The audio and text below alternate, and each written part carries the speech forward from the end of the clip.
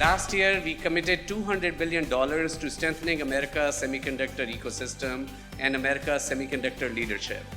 Today, I'm proud to announce that Micron will increase the commitment to more than $250 billion.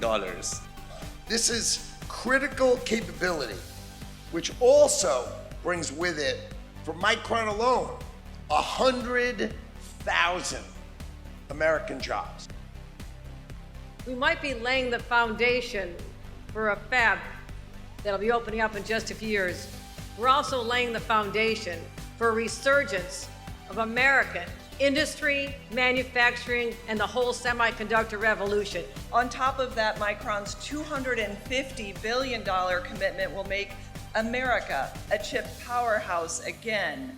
This milestone today here in Clay rests on a foundation that this region has spent years building, a regional semiconductor ecosystem that has national impact on our global technological leadership.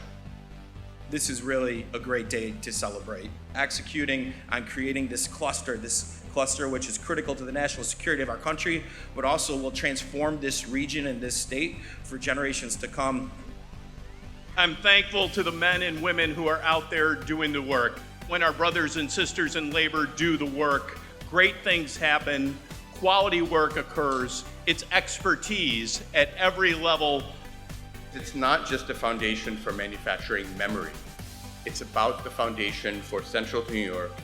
More than 80% of those workers are New York residents. So New York is absolutely already benefiting from this project.